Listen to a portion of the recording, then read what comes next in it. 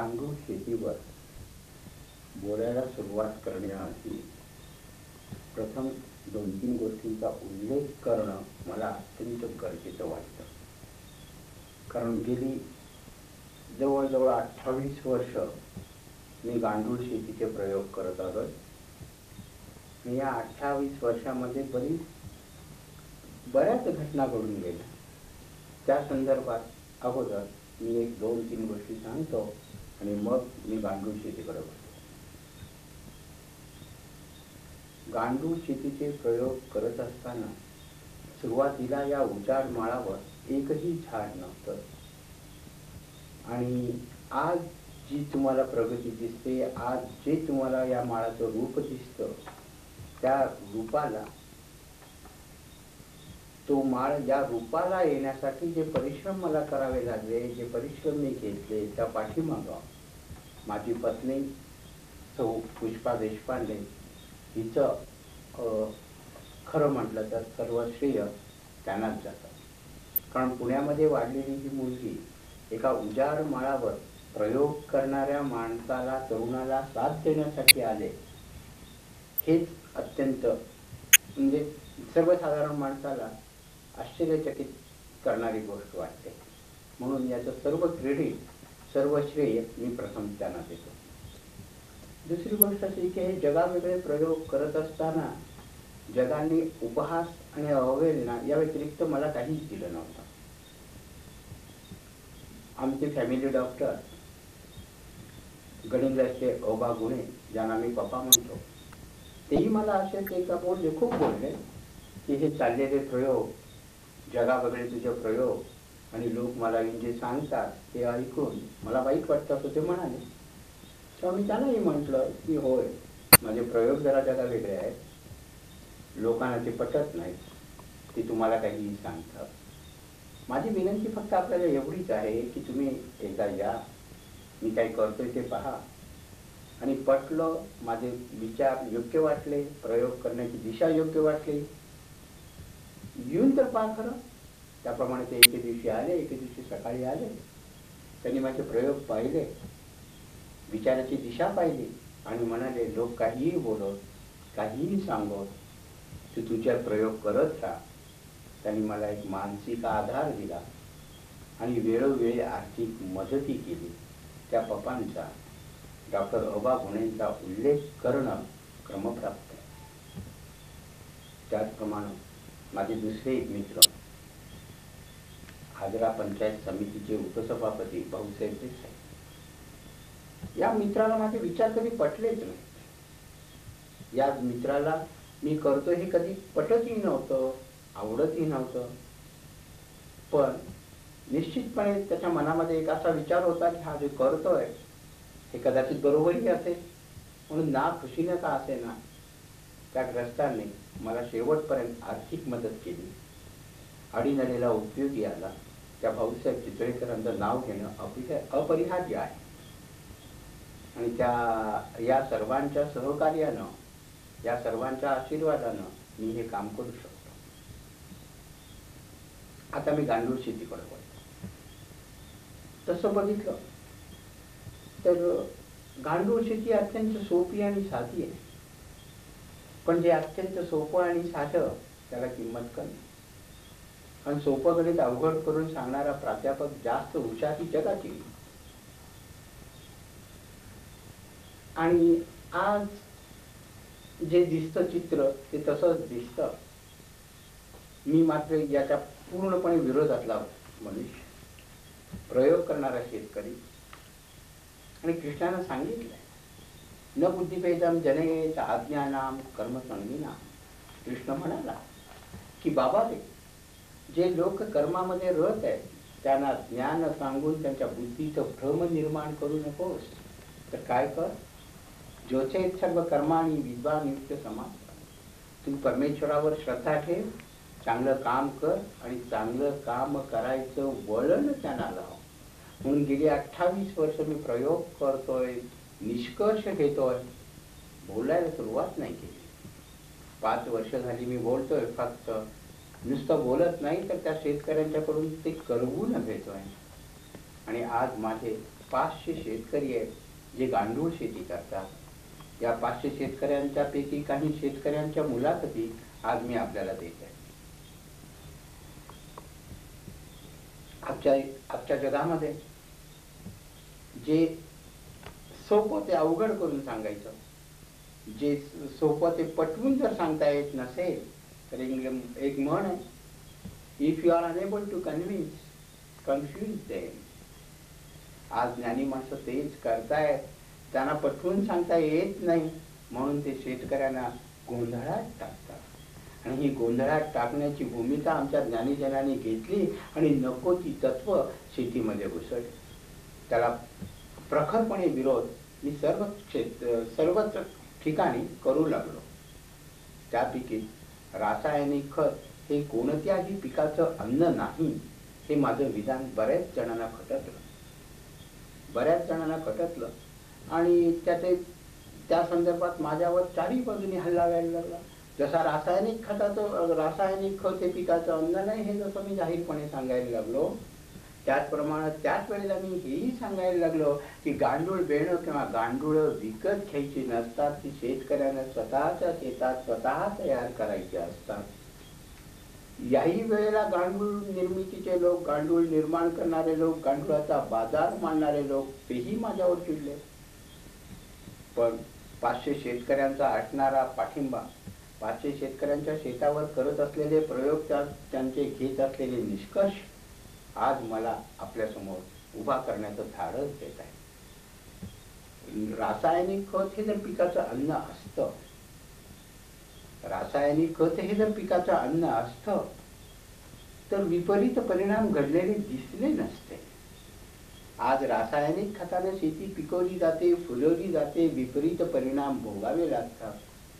आणि हे विपरीत परिणाम एक की रासायनिक खतामुळं, रासायनिक औषधामुळं निर्माण झालेली पिकं ही पोषण मूल्यांच्या दृष्टीनं अत्यंत हीन दर्जाचे असतात, कमी प्रतीची असतात आणि त्याच वेळेला कोट्यावधी जीवाणू जमिनीतले मारून जमीन निर्जीव केली जाते.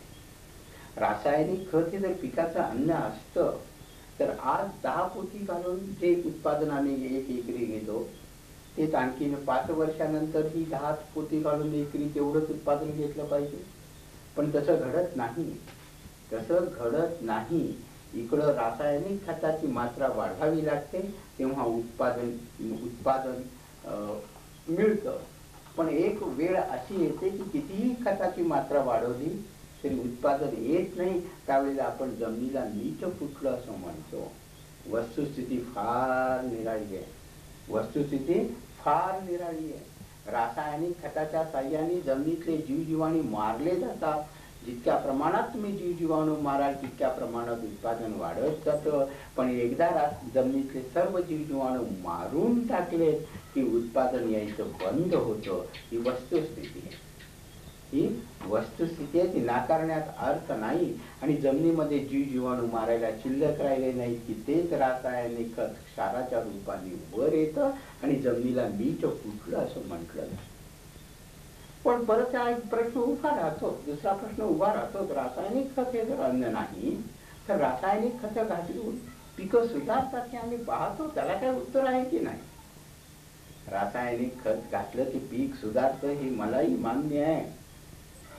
रासायनिक खत घेतलं की उत्पादन वाढतं हे मलाही मान्य आहे. पण वाढणारं उत्पादन हे टीचिंग यील्ड असतं, फसवं उत्पादन असतं, ते खरं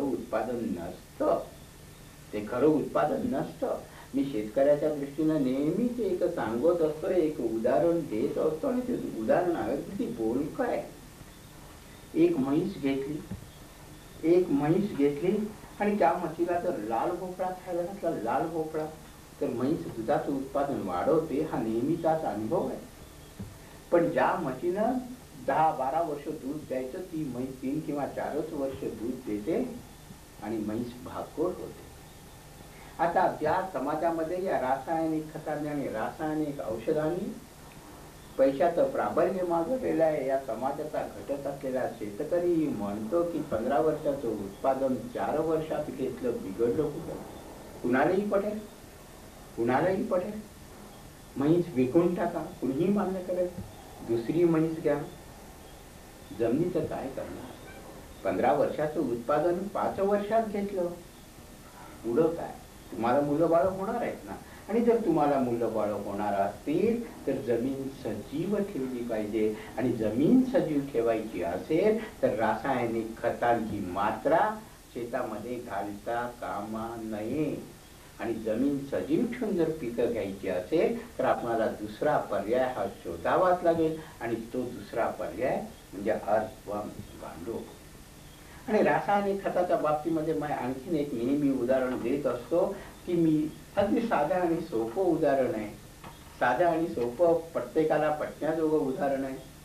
मी नोकरी करत नाही, मी कामधंदा करत नाही, मी चोरी करत नाही, मी लबाडी करत नाही, तरीही मी आरामात राहतो, चैनीत राहतो. हे तेव्हाच शक्य आहे. हे तेव्हाच शक्य आहे जेव्हा माझ्या बापाने माझ्या नावावर एफडी ठेवलेली आहे. दर महिन्याला मी बँकेत जातो, एक अगेन्स्ट एफडी एक अर्ज देतो, पैसे काढतो, चैनीत राहतो, मॅनेजरही खुश होतो, म्हणतो ठीक आहे. त्याचे दोन्ही व्यवहार होतात. 10 वर्ष मॅनेजर माझा अर्ज स्वीकारतो, 11व्या वर्षी म्हणतो की ना बाबा माफ कर, एफडी सगळी संपून गेलेली आहे, आता मी तुला कुठले पैसे देऊ. दरवर्षी रासायनिक खताचा एक डोस देतो. जमिनी कोट्यावधी वर्ष नीतीनं खपून ठेवलेली जमिनीची सुपीकता एक रासायनिक खताचा डोस देतो आणि ती जमिनीची सुपीकता अन्नधान्याच्या स्वरूपात आम्ही काढून देतो. जमिनी म्हणते ठीक आहे, जमिनी म्हणते 10 वर्ष तो अर्ज स्वीकारते, 11व्या वर्षी जमिनी म्हणते की बाबा रे सगळी सुपीकता मी तुला अन्नधान्याच्या स्वरूपात दिलेली आहे आणि आता माझ्याजवळ काही नाही. त्याच वेळेला आपण जमिनीला मीठ फुटलो म्हणतो, रिकाम होतं. अशा रीतीनं रासायनिक खताने मिळवलेलं अन्न, रासायनिक खताने मिळवलेलं उत्पादन म्हणून मी फसवं असतं असं म्हणतो. नुसतंच फसवं असतं असं नाही, तर पोषण मूल्याच्या दृष्टीने त्याची किंमतही शून्य असते. आणि त्याही पेक्षा जे उत्पादन घेता ते उत्पादन तरी कुठं खरं असतं? हे उत्पादन असतं निर्जीव उत्पादन घेता, निर्जीव अन्नधान्याची निर्मिती करता आणि उत्पादन अधिक घेतलं म्हणून सांगता. आणि ज्या हायब्रिडचं उत्पादन घेता ते हायब्रिड जर तुम्ही जमिनीत पेरलं, परत तेच पेरलं तर त्यापासून तुम्हाला पीक मिळत नाही. ज्या बियापासून नवनिर्मिती होत नाही त्याला निर्जीव म्हणायचं नाही तर दुसरं काय म्हणणार काय? आणि अशा निर्जीव अन्नधान्याची निर्मिती केली, अन्नधान्य वाढवलं, हे म्हणणं चुकीचं नाही काय? आणि हे म्हणणं जर चुकीचं असेल तर रासायनिक खत हे पिकाचं अन्न नाही असं मी म्हटलं तर बिघडलं काय? रासायनिक खत, कोणतंही रासायनिक खत हे कोणत्याही पिकाचं अन्न नाही. मग जर रासायनिक खत हे अन्न नाही तर उत्पादन वाढायचं कसं? आणि उत्पादन वाढेल का? उत्पादन वाढतं, उत्पादन वाढलेलं आहे आणि त्यासाठी नैसर्गिक शेतीचा अवलंब केला पाहिजे. आणि त्याचा नैसर्गिक शेतीचा किमयादार खत कारखानदार म्हणजे गांडूळ. गांडुळाला झाडाची भाषा समजते. हे माझं आणखीन एक विधान.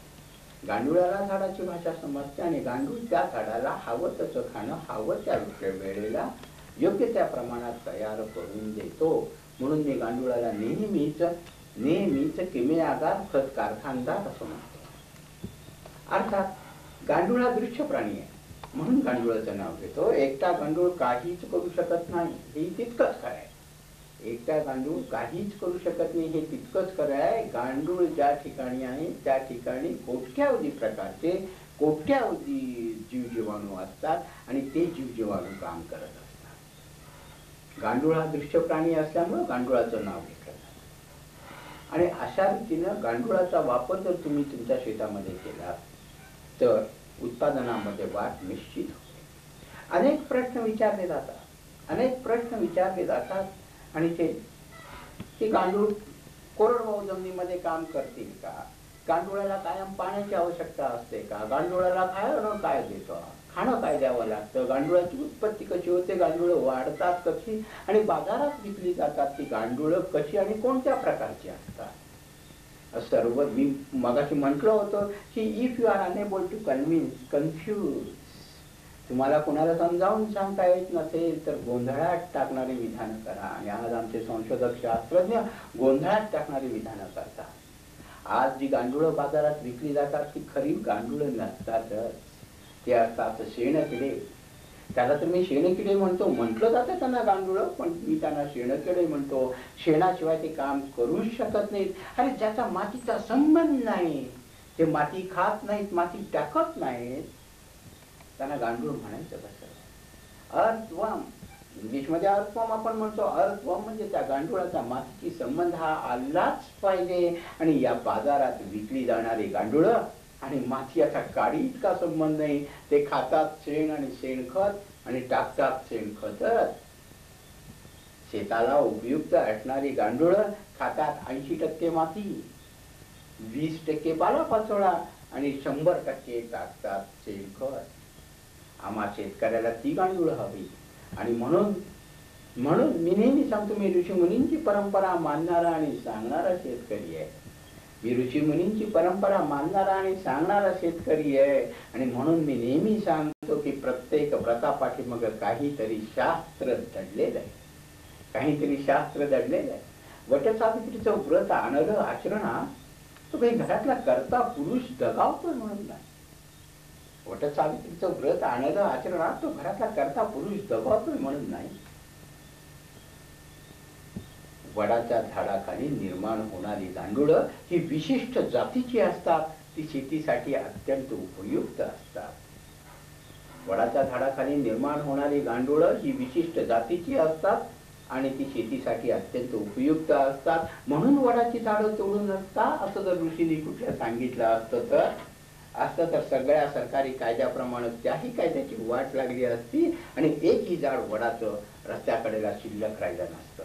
आणि म्हणूनच ऋषी मुनींना, म्हणून मी नेहमी म्हणत असतो की सृष्टीचं ज्ञान होतं, विचाराचं भान होतं, कुठं वापरायचं कळत होतं. आणि म्हणून ऋषी मुनींनी वडाचं झाड वाचवण्यासाठी वटसावित्रीचं व्रत आणलं आचरणात. त्यांनी सांगितलं की हे बघ, वडाचं झाड जर तू तोडलं तर तुझ्या घरातला करता मनुष्य दगावेल. आणि घरातला करता मनुष्य दगावेल असं म्हटल्याबरोबर ती वडाची झाडं, ती वडावर चालणारी कुऱ्हाड तिथंच थांबली. आणि म्हणून ती वडाची झाडं आजही रस्त्याच्या कडेला उभी दिसतात.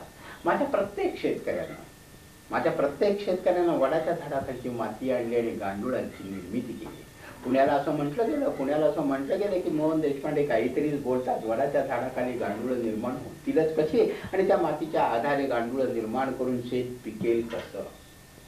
आणि त्याच वेळेला त्याच सभेमध्ये मी सांगितलं की मी आता कृतीनं उत्तर देणार, लिखाणानं किंवा भाषणानं उत्तर देणार नाही. आणि त्याचाच परिणाम म्हणून आज माझे 500 शेतकरी ज्यांनी वडाच्या झाडाखालची माती आणली, गांडुळं निर्माण केली, कित्येकांना तर मी वडाच्या झाडाखाली जाऊ दिलं नाही. त्या शेतकऱ्यांना सरळ सांगितले की या कुपाच्या कडेची माती घ्या, गांडुळं निर्माण होतील. त्याप्रमाणे ती गांडुळं निर्माण झाली आणि ऊसाचे मळे, केळीच्या बागा, भेंडीची शेतं फुलून गेली, तंबाखूचं शेत फुलावलं. ही सगळी किमया केली गांडुळांनी. आणि ही करत असताना एकाही शेतकऱ्यानं गांडूळ बेणं किंवा वर्मी कंपोस्ट विकत आणलेलं नाही. देशपांडे, आपण ऊस पीक घेता? ऊस हे माझं मुख्य पीक आहे. किती एकर ऊस आहे? अंदाजे 40 ते 50 एकर क्षेत्रात ऊसाचं. त्यापैकी आपण रासायनिक खतावर किती घेता? नाही, संपूर्ण ऊस यापूर्वी मी रासायनिक खतावरच घेत होतो. मग यावर्षी आपण काही बदल केला? त्यावर्षी संपूर्ण ऊसावर मी वर्मी कल्चरचा प्रयोग केला होता. पण त्याचा इफेक्ट त्यावेळी पहिल्या महिन्या 2 महिन्यात काय मला आला नव्हता. आणि त्या दृष्टीनं मी घाबरलो. एवढ्या मोठ्या क्षेत्रावर एवढा हा वर्मी कल्चरचा प्रयोग करावा आणि त्याचा इफेक्ट जर झाला नाही तर प्रोडक्शनवर त्याचा परिणाम. पण त्या दृष्टीनं मग थोडासा प्रयोग, एक 10 एकर क्षेत्र मी याच्यासाठी काढू शकतो. म्हटलं काय होईल ते बघूया, हे ट्रायल सीझन आहे. आणि त्या दृष्टीनं एक 10 एकरवर हा त्याचा प्रयोग झाला. त्यानंतर मी त्या ऊसात बिलकुल खतही घातलं नाही किंवा काही इतर कोणतेही औषधं म्हणा, इतर कोणती फवारणी आहे ते कोणतंही काही केलं नाही. आणि त्या जो हे टाकला वर्मिकल्चर, त्याला इतर पाला पाचोळा हे ते टाकून त्याची व्यवस्थित गांडुळांची वाढ निर्माण केली. आणि त्या पीक आता तेच म्हणजे खत घातल्यापेक्षाही पिकाची वाढ उत्तम रीतीने झालेली दिसून आहे. पण हे वर्मी कंपोस्ट तुम्ही आणलो कुठून? विकत आणलं की नाही, विकत काय? आणलं नाही. हे जे आसपास आमच्या शेजारी जे झाडाच्या खाली पालापाचोळा गुंतला होता आणि आम्ही जी वर्षानुवर्ष खतं मारल्यामुळे जी गांडुळं ह्या शेतातली ती जाऊन त्या ह्याच्यात बसली होती, झाडाच्या ह्याच्यात मुळात वगैरे जाऊन बांधाकडेला, ते आम्हाला मोहन देशपांडेंनी दाखवलं आणि त्या पद्धतीनं सर्व आम्ही ते गोळा केलं आणि ते त्याचाच प्रयोग केलेला. बाहेरनं आम्ही कोणतंही वर्मी कल्चर आणलं नाही किंवा इतर काय आणलेलं नाही. बरं, हे वर्मी कंपोस्ट तुम्ही किती प्रमाणात टाकलं? अगदी थोड्या प्रमाणात, फार थोडं. म्हणजे मला वाटतंय हार्डली 1 एकरला एक अर्धा टन होईल किंवा एवढंच सुद्धा कमी. आणि एवढं सगळं 10 एकरला पूर्ण इकत हो, तुमच्या आमच्याकडे उपलब्ध होतं, त्याच्यापेक्षाही जास्त आहे. आणि आता तर आम्हाला त्याचा हेच मिळालेला आहे की आम्ही भरपूर या पूर्ण तालुक्याला सप्लाय करू इथपर्यंत आमच्याकडे आता आहे. आणि ते अस्तित्वात आम्हाला ते माहित नाही की आमच्याकडे होतं, पण या मोठ्या प्रमाणात त्याच्या आजूबाजूच्या ह्याच्यात ऑलरेडी शिल्लक असतं. बरं, मग आता यापुढे आपण शेती करत असताना रासायनिक खताबद्दलचा आपला दृष्टिकोन काय नाही, माझा पूर्णपणे आता मला खात्री झाली की आम्ही जे रासायनिक खत घालतो ते कम्प्लीट वेस्टेज आहे आणि फार मोठं नुकसान झालेलं आहे त्याच्यामुळे आजपर्यंत. आणि आता आपण सुधारलं पाहिजे. या नैसर्गिक शेतीकडे हे जे हे आहे गांडूळ खत, हे टाकल्यामुळेच आता इथं पुढे विकास होणार आहे. नाहीतर ह्यात काय आता मी आता माझ्या पूर्ण खात्रीच झाले की बुवा याच्या पुढे हे रासायनिक खताचा वापर बिलकुल करण्याचा नाही. मग आपण 50 एकरला संपूर्ण पूर्णच वापरणार. यावर्षी 30 एकर लावण आहे, त्याशिवाय हा 50 एकर ऊस उभा आहे. म्हणजे 80 एकर क्षेत्रावर याची आता मी निर्माण करायला स्वतःच वर्मी कल्चर ऑलरेडी आहे उपलब्ध. त्याच्यासाठी तुम्ही मला काय काळजी बाहेरनं घेतली? खत विकत घ्यायची गरज नाही किंवा इतर ठिकाणी जाण्याची काही गरज नाही आहे. ओके. त्यातील बिजरीवाडी येथील सर उमाकांत देशपांडे, उमाकांत सर देशपांडे यांनी गांडूळ शेतीनं ऊस करायचा ठरवला. त्याप्रमाणे त्यांनी ऊस केलाही. 50 एकर ऊस होता त्यांचा आणि 50 एकर ऊसावर त्यांनी अंगारा वापरला आणि त्यांच्याकडं अंगारा इतका विपुल प्रमाणात तयार होता की मी त्यांना दुसरी कुठलीही ट्रीटमेंट करा म्हणून सांगितलं नाही. त्यांच्या शेताच्या बोटीनं असलेल्या कुपामध्येच गांडुळाची माती इतक्या मोठ्या प्रमाणात मला दिसून आली आणि त्यांना सांगितले की हीच माती तुम्ही अंगारा म्हणून वापरा. त्यांनी 50 एकरला वापरला आणि आश्चर्य असं की 50 एकर ऊस करणारा शेतकरी विचार करून करत होता, पण आजूबाजूच्या शेतकऱ्यांनी सकाळ संध्याकाळ होणाऱ्या जाहिरातीने त्याची मन विचलित झालं आणि 50 एकर ऊसावर प्रयोग करणारा शेतकरी शेवटी 40 एकर क्षेत्रावर रासायनिक खताचा त्यानं वापर केला आणि 10 एकर क्षेत्र त्यांनी या प्रयोगासाठी ठेवलं. आजूबाजूनं सातत्यानं जर तुमच्यावर एका विशिष्ट विचाराचा मारा होत असेल तर आपलं मन बदलतं. तसं त्या उमाकांत सर देशपांडेंचंही झालं. त्यांना खात्री होती, पण आजूबाजूचे लोक सांगायला लागले की अरे बाबा 50 एकर तू एकदम ऊस गांडूळ शेतीवर जातोय आणि फसला तर पायामध्ये संशयाचा साप सोडून दिला. उमाकांत देशपांडेही जरासे घाबरले आणि त्यांनी 40 एकर ऊस रासायनिक खताकडे वळवला आणि 10 एकरच ऊस गांडूळ शेतीवर ठेवला. तो मात्र प्रामाणिकपणे त्यांनी गांडूळ शेतीप्रमाणे मी सांगितल्याप्रमाणे करायला सुरुवात केली. त्यांना अमृत पाण्याची ट्रीटमेंट देण्याची गरजच निर्माण झाली नाही, कारण त्यांच्याकडं गांडूळ माती इतक्या मोठ्या प्रमाणात उपलब्ध होती.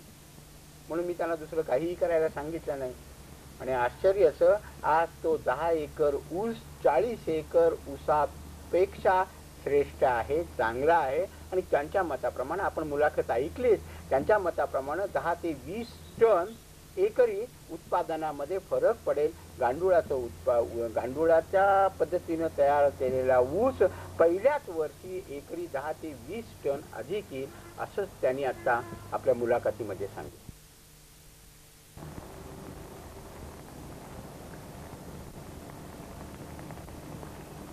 पूर्ण नाव आणि पूर्ण पत्ता सांगायचा. राजेंद्र धनपाल शेट्टी. शेट्टी. शेट्टी आपला पूर्ण पत्ता. धनपाल भाऊ शेट्टी, मुक्कामपूर शिरोळ, तालुका शिरोळ, जिल्हा कोल्हापूर. अच्छा. हे जे आता आपण ज्या शेतामध्ये उभे राहिलेलो आहोत, हे ऊसाचं खोडवा आहे की सुरू पीक आहे? खोडवा आहे. खोडवा आहे. किती महिने झाले या पिकाला? 9 महिने झाले. याचं क्षेत्र किती आहे? 1.5 एकर आहे. 1.5 एकर. हां. कट.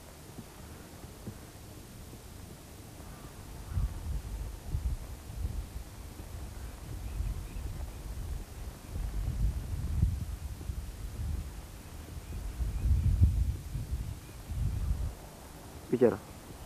बरं, आपल्या हा जो डावीकडचा ऊस आहे हां. हा खोडवा ना, खोडवा. आणि उजवीकडचा आहे ते तो लावण. लावण. हां. केव्हा केली लावणी? लावण ही नोव्हेंबर मध्ये. नोव्हेंबर, म्हणजे आता 11 महिने झाले. 11 महिने झाले. तर ऊसाची वाढ साधारण किती फूट झाली आहे? 9 फूट झालेली आहे. 9 फूट. लावण केल्यानंतर तुम्ही काय केलं? लावण केल्यानंतर अंगारा एवढा टाकला. अंगारा टाकला. अंगारा. किती टाकला अंगारा? 1-2 फुटी टाकला. बरं, हा अंगारा आणला कुठून? थोडून वडा झाडा काढला आणि थोडून पाडला. असं दोन ठिकाणं आणला. वडाच्या झाडाखालून आणला. हां हां. म्हणजे वडाच्या झाडाखाली जी माती असते ती आणली. ते आणले. हां. हो ना? हां. बरं, आता हे किती एकूण क्षेत्र आहे तुमचं? ते लावण 1.5 एकर आणि खोडव 1.5 एकर आहे. दोन्ही 1.5 एकराला तुम्ही अंगारा टाकला. अंगारा टाकला. किती टाकला? दोन्ही मिळून एक 6-7 पुती टाकला. 6-7 पोती टाकला. हां. पोती म्हणजे मोठी की नाही लहान? नाही 50 किलोची. 50 किलोची, म्हणजे साधारण 200 ते 2 300 किलो. किलो टाकला. हां? हां. त्याच्यासाठी विकत वगैरे काय काय आणलं नाही. नाही? काय आणलं वर्मी कल्चर, वर्मी कंपोस्ट वगैरे काय- बाजारात जे मिळतं ते काही आणलेलं ते नाही. काही विकत आणलेलं नाही. ऊस जो तुमचा आहे हां. ह्याचं पूर्वीचं तुमचं टनेज किती मिळत होतं मला गेल्या साली 50 टनांना अवरेज पडलेला आहे एकरी? एकरी. बरं, आता या वर्षी जो तुमचा ऊस आहे हां. तो तुम्हाला किती टनेज देईल असं वाटतं? माझ्या अंदाजानुसार 70 टनापर्यंत जाईल. 70 टन. हा एकरी. म्हणजे 20 टन एकरी हां, वाढेल असं वाढेल तुमचा अंदाज आहे. अंदाज आहे. आणि याच्यासाठी तुम्ही मग खतं कोणती कोणती वापरली? का?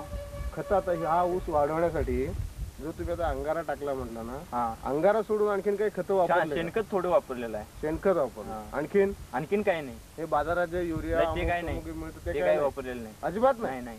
खरंच? बर. आता हा जो खोडवा आहे आणि जो लावण आहे हां. याची ऊसाची संख्या काही मर्यादित वगैरे केली मर्यादित होती? मी केलेली आहे. कशी केली ती?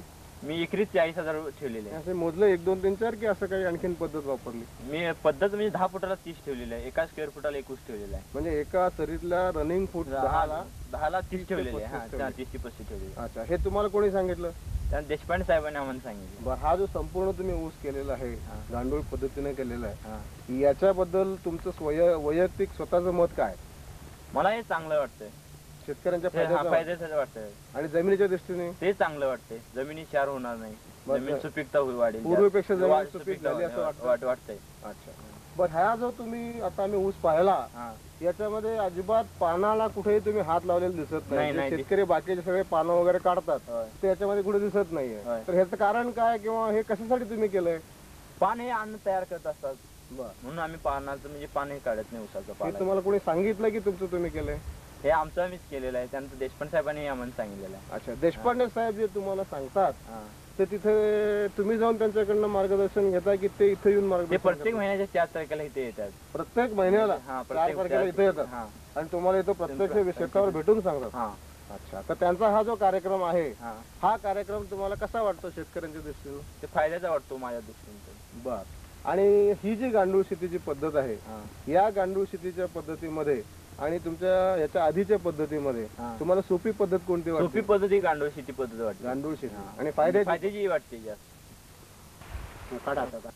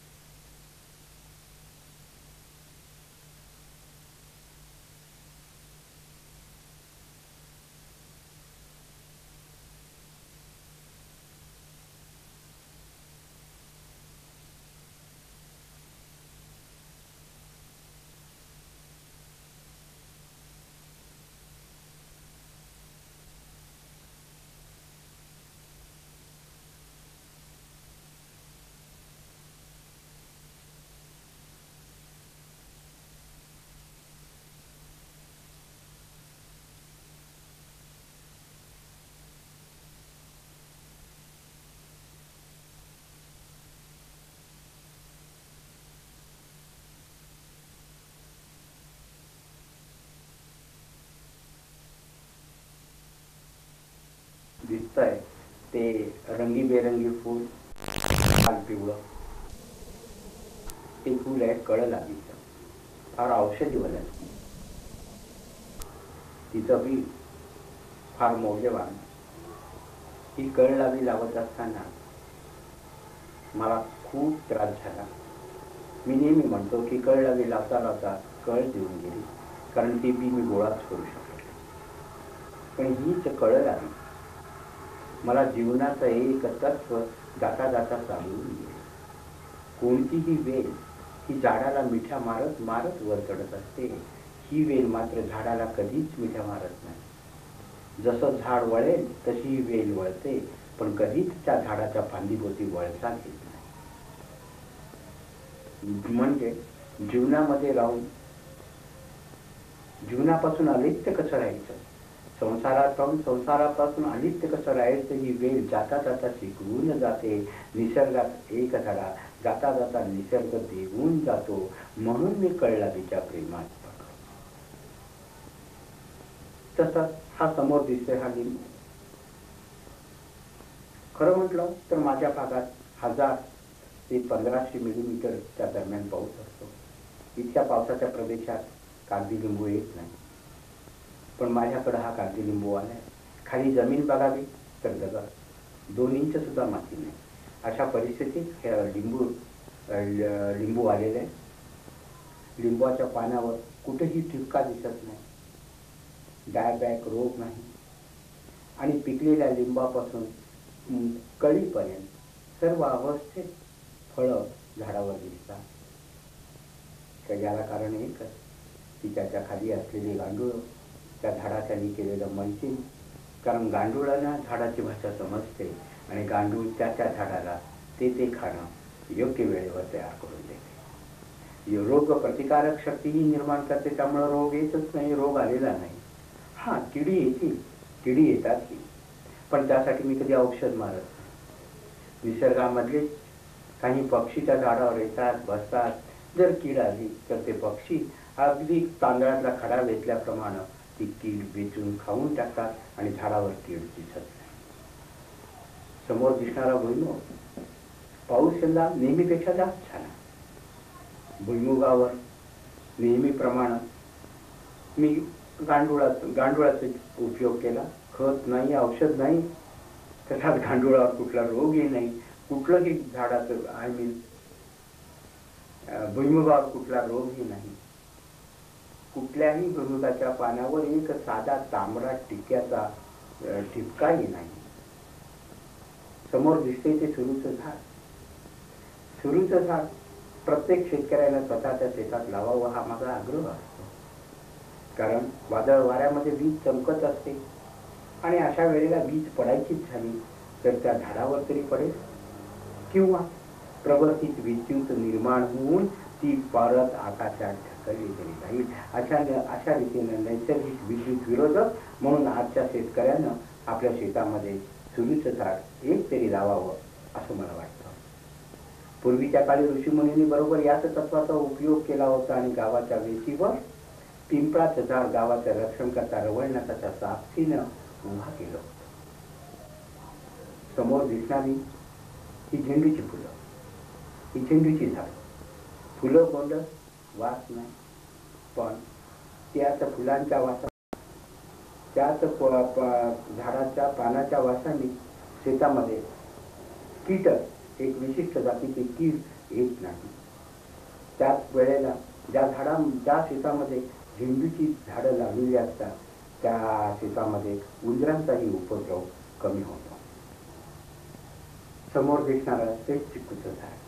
खाली खडक, माती नाही, माळाचं स्वरूपच असं की माती नाही, तरी सुद्धा चिकू एवढे लागतात, चिकू एवढे लागतात की त्याला आधार करण्यासाठी मांडव द्यावा लागतो. कारण एकच, त्याच्या खाली असलेले गांडूळ चिकूला हवं ते अन्न हवं त्या वेळेला तयार करून देतो. एका ओळीमध्ये असलेलं चंदन म्हणे उपटून लावल्याची जगत नाही, पण मी ही चंदनाची रोपं उपटूनच लावलेली आहेत. इथे एका जागेकडे आणून उपटून लावलेली आहेत. सर्व चंदनाची रोपं जगलेली आहेत. इथं मला वाटतं की radiation of thought is very important. विचाराचं प्रक्षेपण हे शक्तिशाली असतं आणि ते विचाराचं प्रक्षेपणच काम करत जातं. झाड लावत असताना त्या झाडाशी संवाद साधला पाहिजे. तुला मी लावलंय ते जगण्यासाठी, तुला जगलंच पाहिजे अशा आत्मविश्वासाने जर तुम्ही झाड लावला तर ते झाड जगतात. आज आपण जी झाडं आणि जो बगीचा बघता, या ठिकाणी पूर्वी ओसाड माग होता, ज्याला वेस्टलँड म्हणतात, अशा प्रकारची ही जमीन. आणि अशा जमिनीमध्ये गेली 28 वर्ष मी गांडुळाच्या साह्यानं ही झाडं फुलवलेली आहेत. 65 जातीची 20,000 झाडं आहेत आणि ही सर्व झाडं गांडुळाच्या साह्यानं वाढवलेली आहेत. त्याच्यावर कधीही औषधाचा रासायनिक खताचा मला खर्च करावा लागला नाही, मी केला नाही. आणि रासायनिक खतं आणि रासायनिक औषधं मारली नाही त्याचं दिवसात म्हणजे ते पाहतात काजूच्या झाडावर दिसणारी कोळ्याची जाळी. ही कोळ्याची जाळी जेव्हा तुमच्या शेतामध्ये दिसते तेव्हा ती सांगून जाते की या शेतामध्ये रासायनिक खत औषधाचा मुळीच वापर झालेला नाही. आणि ज्या शेतामध्ये रासायनिक औषधांचा वापर होत नाही त्याच शेतामध्ये जीवजीवाणूंची संख्या वाढत राहते आणि ती वाढत राहणं हेच जीवनाचं खरं लक्षण आहे. माझं नाव रवींद्र वैराम महात्मे. तुमचं इथे एकूण क्षेत्र किती शेती आहे? आमची इथं एक 4.5 एकर जमीन आहे. बर, 4.5 एकर पूर्ण पाण्याखाली आहे? पूर्ण पाण्याखाली, बोरिंगच्या पाण्याखाली आहे. अच्छा. तर तुम्ही 4.5 एकरामध्ये आता जो हे ऊसाचं पीक आम्ही पाहतो आहोत ते अशा पद्धतीचं किती एकरामध्ये पीक घेतलेलं आहे? हे आता 3 एकरामध्ये ऊस आहे हा. आणि उरलेल्या सोयाबीन आणि शेंग ही सुद्धा गांडूळ पद्धतीवरच देशपांडे साहेबांनी सांगितल्या पद्धतीने 4.5 एकर पूर्ण तुम्ही गांडूळ पद्धतीवर केलेलं आहे पूर्ण केले. आणि देशपांडे साहेबांचं तुम्हाला मार्गदर्शन तुम्ही घेताय? होय. प्रत्येक महिन्याला 4 तारखेला ते येतात. प्रत्येक महिन्यात 4 तारखेला इथं शेतावर येतात आणि ते तुम्हाला मार्गदर्शन करतात. आता मला असं सांगा की हे जे तुम्ही ऊसाचं जे क्षेत्र आपण पाहतो ती लावण आहे की खोडवा आहे? ती लावण आहे. लावण आहे. तर ही लावण तुम्ही करताना काय काय केलं हे थोडंसं जरा सांगा. ती लावण करत असताना देशपांडे साहेबांनी सांगितलेल्या पद्धतीनं अमृत पाणी म्हणजे 15 लिटर आधी सऱ्या सोडल्या? आधी सऱ्या सोडल्या नेहमीच्या पद्धतीनं? नेहमीच्या पद्धतीने सऱ्या सोडल्या. बर. आणि ऊस म्हणजे तोडल्यानंतर अमृत पाण्यामध्ये बुडवून कांड्या लावल्या. बर बर. म्हणजे अमृत पाणी ही प्रक्रिया तुम्ही करून त्याच्यानंतर लावण केलेली आहे. कांड्या तुम्ही बुडवलेला आहे आणि त्याच्यामध्ये लावण केलेली आहे. त्याच्यानंतर काय केलं पुढं? लावण केल्यानंतर त्याच्यावरती म्हणजे पाणी वगैरे पाजत आम्ही राहिलो. नाही म्हणजे आता मला असं विचारायचं की तुम्ही गांडूळ खत किंवा गांडूळ बेणं किंवा असं काही वापरलं का त्यावेळी? त्यावेळेला काय आम्ही रासायनिक खत काय आता कम्प्लीट बंदच केलं. फक्त देशपांडे साहेबांनी सांगितल्या पद्धतीनं आम्ही म्हणजे गांडूळ खत तयार केलं आम्ही आमच्या स्वतःच्या जमिनीत. तुम्ही आणलं नाही कुठून? आम्ही 5 पैशाचं विकत आणलं नाही ह्या वर्षी. बरं, हे गांडूळ खत तयार करत असताना तुम्ही काय वापरलं म्हणजे काय आणलं आणि गांडूळ खत तयार केलं का आपोआप तयार केलं कसं? ते वडाच्या झाडाकडून 1-2 पोती माती आणली. वडाच्या झाडाखालची वडाच्या झाडा 2 पोती? 2 पोती म्हणजे साधारण एक 50-60 किलो असेल? हा, 40-50 किलोचं एक पोतं होईल साधारण. 2 पोती? अशी 1-2 पोती आणली. बर. आणि ती 10 बाय 10 जमिनीमध्ये आमच्या तिथं म्हणजे देशपांडे साहेब जे सांगतात त्या पद्धतीने तुम्ही केलं. आणि ते केलेलं जे तुम्ही गांडूळ खत आहे ते तुम्ही लावणीला केव्हा वापरलं? ते लावण करण्यापूर्वी आधी टाकली आणि मग तुम्ही सऱ्या सोडल्या? त्याच्यानंतर मग पुढे आणखीन काय काय तुम्ही केलं? काही आम्ही म्हणजे त्याला म्हणजे काय खर्च केला नाही. बर. मग याच्यामध्ये मला आता ऊसाची जी संख्या दिसते ती अशी म्हणजे असं कंट्रोल केल्यासारखी दिसते, तसं काय तुम्ही केलंय का? तसं काय आम्ही म्हणजे कंट्रोल केलं नाही. हा म्हणजे 80-14 ऊस असल्या कारणानं त्याचं म्हणजे जास्त फुटवा वगैरे काय झालाच नाही. तो कंट्रोल मध्येच राहिलाय. आम्ही काय ह्याला दुसरं काही खर्च केलाच नाही. मग आता हे साधारण 1 एकरामध्ये किती ऊस असतील असे तुमचं? ह्या एका एकरामध्ये एक 40,000 तर ऊस असतील. मग हे 40,000 ऊस जे तुम्ही म्हणताय हे तुम्ही ठेवण्यासाठी काही विशिष्ट पद्धत वापरली? होय. तर ह्या आमच्या 3 फुटाच्या सरी आहेत. तर 1 फुटाच्या सरी म्हणजे 10 फुटाच्या रनिंग फुटामध्ये फक्त 40 संख्या साधारण 40 ऊस राहतील 40-35 या पद्धतीने केले आहेत. अच्छा. उरलेले सगळे काढून टाकले? म्हणजे थोडे काढले, एवढे जास्त काढले नाही. बरं, या ऊसामध्ये तुम्ही पाला काढलेला दिसत नाहीये. होय, ऊसाचा पाला आम्ही काढलेला नाही. त्याचं काही कारण वगैरे काही? यापूर्वी आम्ही काढत होतो, परंतु यावर्षी देशपांडे साहेबांनी पाला काढायचा नाही असं सांगितलं, त्यामुळे काय ह्या वर्षी आम्ही पाला काढलेला नाही. काढलेलं नाही. बर.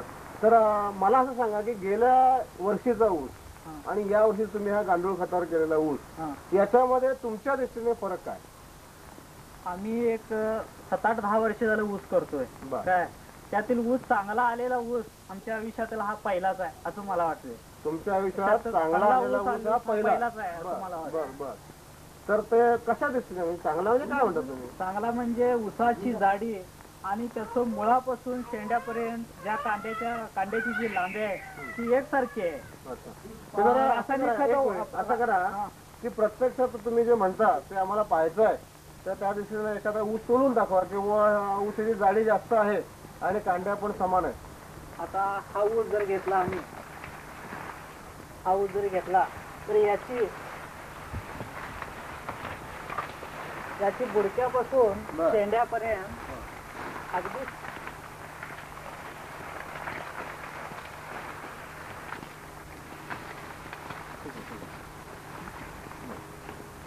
तर या ऊसाची बुडक्यापासून शेंड्यापर्यंत लांबी फक्त एकच साईज राहिलेली आहे आणि जाडी सुद्धा एकच त्याच्या आहे. व्यतिरिक्त आणखीन काही फरक तुम्हाला दिसतो ऊसामध्ये? तुमच्या दिसणं काय आहे का असा फरक झालेला गेल्या ऊसापेक्षा या ऊसात? साईज ह्याची जाडी वाढलेली आहे. ऊसाचा झाला, एकूण ऊसामध्ये आणखीन काही फरक दिसतो का किंवा तुम्हाला जाणवला का?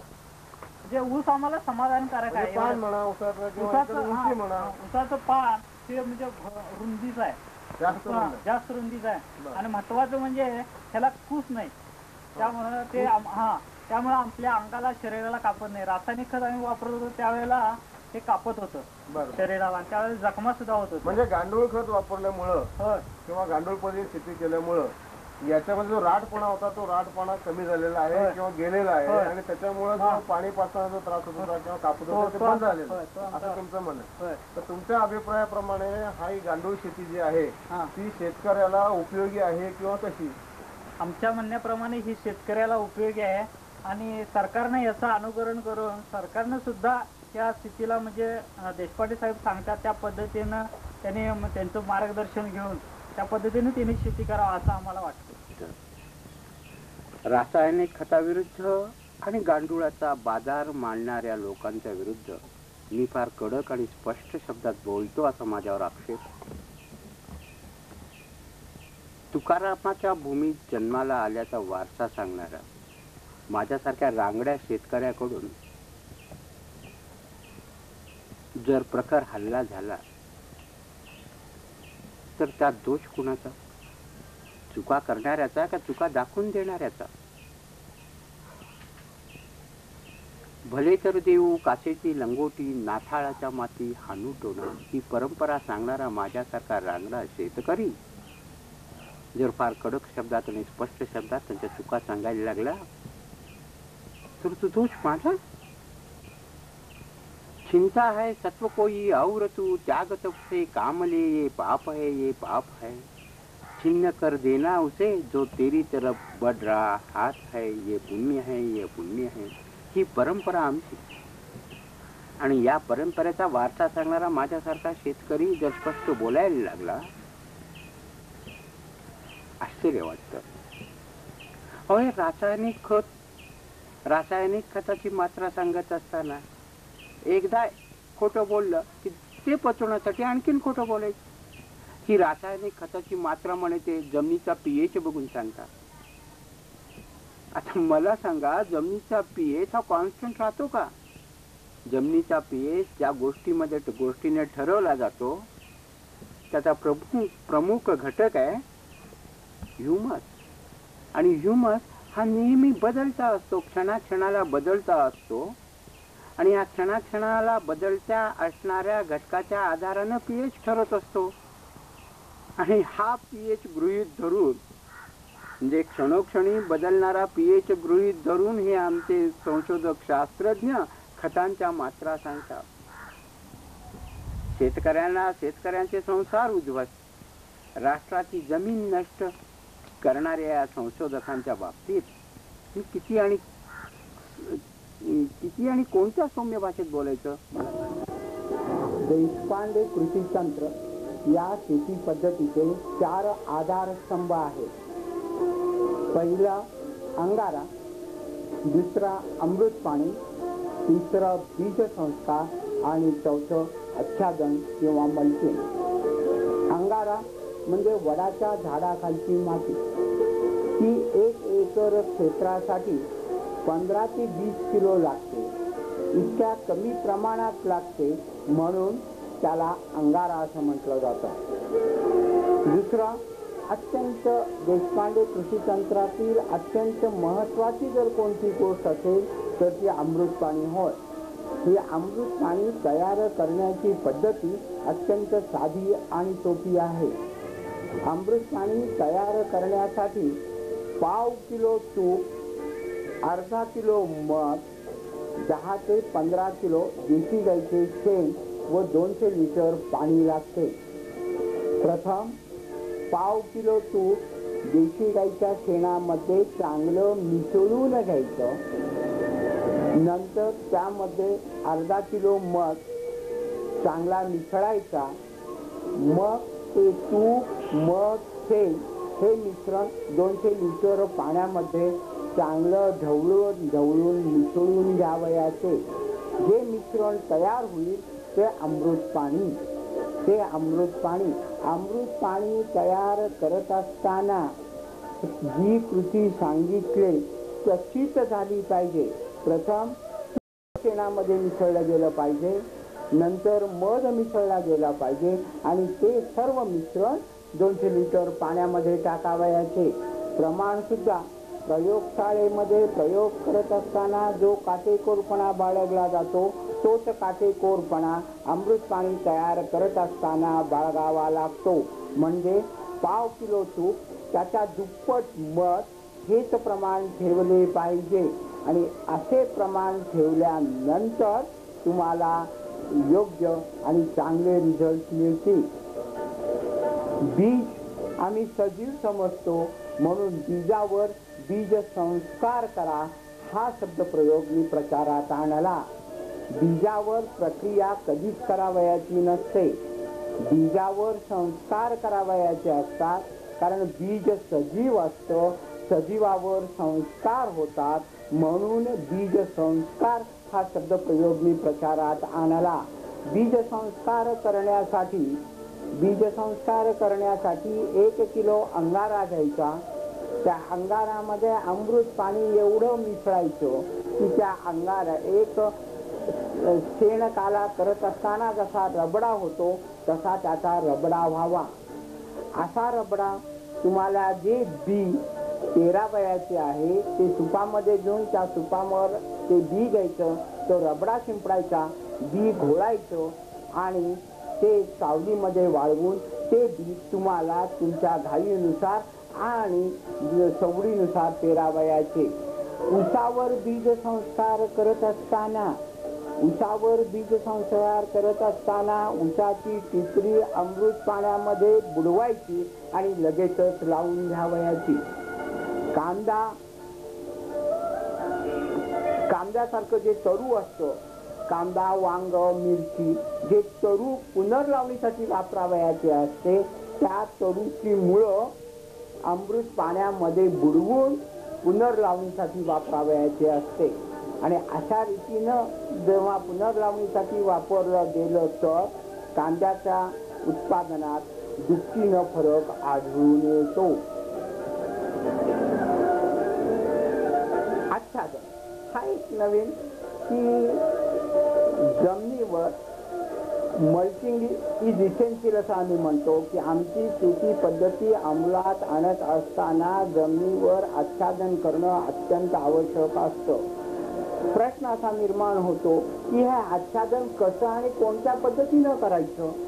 ऊसामध्ये आच्छादन करायची पद्धत निराळी, गव्हामध्ये आच्छादन करायची पद्धत निराळी, भाजीपाल्याच्या पिकामध्ये आच्छादन करायची पद्धत निराळी. आणि या आच्छादन करण्याच्या पद्धती प्रत्येक पिकानुसार बदलत असतात. एक स्टँडर्ड ज्याला सर्व पिकासाठी ही पद्धत अंमलात आणता येईल अशी एक पद्धत आम्ही प्रयोगांची शोधून काढली आणि ती अशी की जेव्हा तुम्ही कोणत्याही पिकाला पाणी देता तेव्हा त्या पाण्यामध्ये चांगलं कुजलेलं शेणखत पाण्यामध्ये सोडत राहावयाचे. पाण्यामध्ये केव्हाही ताजं शेण सोडावयाचे नाही. मल्चिंग करत असताना पाण्यामध्ये निव्वळ चांगलं कुजलेलं शेणखतच सोडावं लागतं.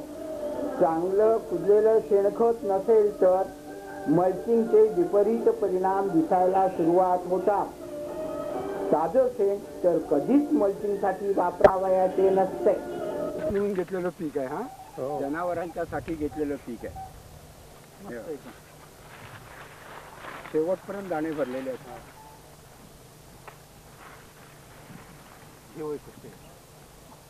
आणि चारा पीक घेतलं याचा अर्थ असा की याचं अंतर खूप कमी ठेवून पेरायचं असतं, एकदम दाट पेरायचं असतं. तरी सुद्धा ते अशी कणसं धरलेली आहेत आणि 2-2, 3-3 या दाटातच मी कणस मोडलो.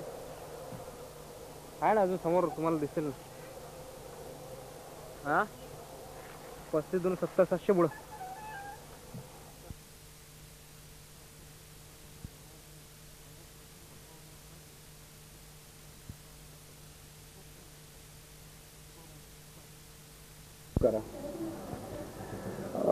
युनेस्कोचे प्रतिनिधी डॉक्टर ब्लेअर मुद्दाम माझी भेट घेण्यासाठी माझ्या शेतावर आले होते आणि त्यांनी या संबंधी माझ्याशी चर्चा केली. शेतकऱ्याला पूर्णपणे जाणीव झालेली आहे की रासायनिक खतामुळं, रासायनिक औषधामुळं उत्पादन खर्च वाढतो, उत्पादन घटत चालले याची पूर्णपणे जाणीव आहे. त्याचबरोबर त्याला हेही माहिती आहे वाढत चाललेली रोगराई, त्याचप्रमाणे या रासायनिक खताचा दुष्परिणाम म्हणून जमिनी क्षारफुटी व्हायला लागले याची पूर्णपणे कल्पना आज प्रत्येक शेतकऱ्याला आहे. पण या शेतकऱ्याला काही पर्याय आहे का या शोधात तो होता. आणि या अगतिकपणाचा फायदा एकीकडे आम्ही म्हणायचं की शेतकरी स्वयंपूर्ण झाला पाहिजे. शेतकरी स्वयंपूर्ण होण्यासाठीच आम्ही नैसर्गिक शेती करा असं सांगतो आणि दुसरीकडे म्हणायचं की गांडूळ खत विकत घ्या. हा फसवा व्यवहार आहे. आणि म्हणून मी प्रत्येक शेतकऱ्याच्या शेतात जाऊन गांडूळ निर्माण कसं करायचं, ते वापरायचं कसं, ही पद्धत समजावून सांगू लागलो.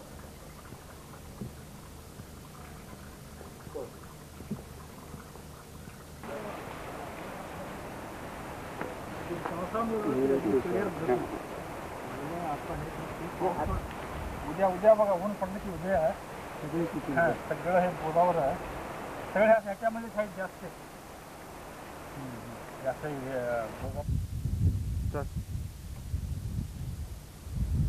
आपलं नाव काय? माझं नाव बापूसाहेब भीमगौडा पाटील. आपला पूर्ण पत्ता जरा सांगा. गाव शिरगूर, तालुका रायबाग, जिल्हा बेळगाव, राज्य कर्नाटक. पण तुमची इथं एकूण जमीन किती आहे? आम्ही 3 जण भाऊ आहेत. 3 जण मिळून 60-70 एकर जमीन आहे आमचं. 60-70 एकर जमीन. 60-70 एकर जमिनीमध्ये बागायत जमीन किती आणि जिरायत जमीन किती?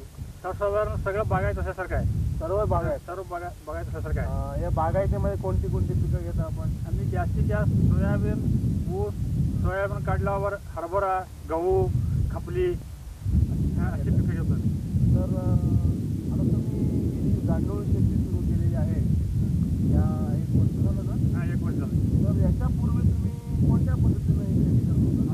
ह्याच्यापूर्वी आम्ही ह्या रसायन खतानं शेती करत होतो. शेणखत ते घालत होतो आणि जास्तीत जास्त रसायन पद्धतीनंच आम्ही शेती करत होतो. तर आता तुम्ही रासायनिक खतावरती जी शेती करत होता ती शेती सोडून या गांडूळ शेतीकडे तुम्ही कसं काय वळला?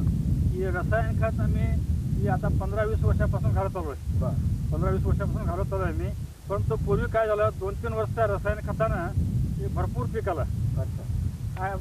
परंतु पुढं प्रत्येक वर्षाला ते कमी होत झालं. उत्पन्न कमी यायला लागलं आणि खर्च वाढायला लागला. खत जास्त घालायला लागलं, उत्पन्नात मात्र घट यायला लागला. त्या दृष्टीने आम्ही काय विचार केलो, ह्या पद्धतीने जर आम्ही केलं तर आमचं रान बाद होणार. उत्पन्न कमी यायला लागलं म्हणजे रान बाद झालं असं आम्ही समजतो. हा विचार करून ते आता काय करायचं बाबा, कसं शेती पिकवायचं ह्या विचारात आम्ही सारखं आमच्या डोक्यात चालत होतं. त्या सहज योगायोगानं देशपांडे साहेबांचं आमचं हे संबंध झाला. मुलाखत झाली. त्यांनी काय सांगितले ते रसायन खताबद्दल आणि ते गांडूळ शेतीबद्दल त्यांनी कसं सांगत आले.